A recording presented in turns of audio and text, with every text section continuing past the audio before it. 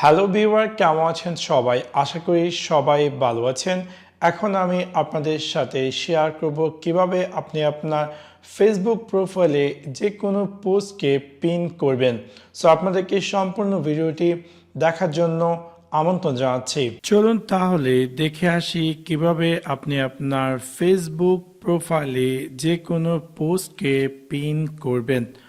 For example, আমি আমার Facebook প্রোফাইলে জাম্প করেছি এবং দেন আমি আমার প্রোফাইলে যাচ্ছি এবং এখানে আমি চাচ্ছি যে কোনো একটি পোস্টকে পিন করার জন্য। সো ফর এক্সাম্পল, আমি এখান থেকে এই যে ছবিটি, এটা আমি পোস্ট করেছিলাম February 4 এবং আমি চাচ্ছি যে এই পোস্টটিকে পিন করার জন্য। সেক্ষেত্রে আপনার কী করতে হবে, এখানে যে থ্রি ডট তাতে ক্লিক করতে হবে। ক্লিক করার পর আপনি যখন পিন পোস্টে ক্লিক করবেন, অটোমেটিকলি সেই পোস্টটি একদম আপনার প্রোফাইলের উপরে চলে আসবে এবং এখানে দেখাবে যে পিন পোস্ট আকারে।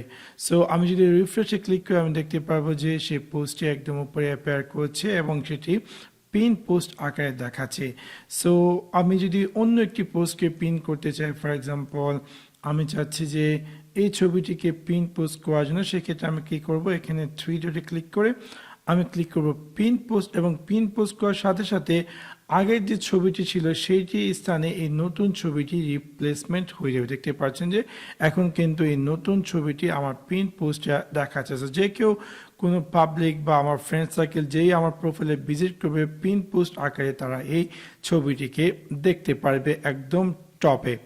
এখন হয়তো আপনি চাচ্ছেন যে এই পিন পোস্টটিকে আনপিন করার জন্য, সেক্ষেত্রে আপনি এখানে যে থ্রি ডট তাতে ক্লিক করে আপনি চাইলে আনপিন পোস্টে ক্লিক করলে সেটা আনপিন হয়ে যাবে।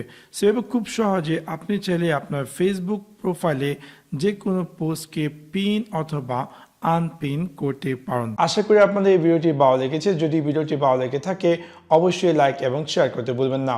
Thanks for watching my video. See you next one. Piece.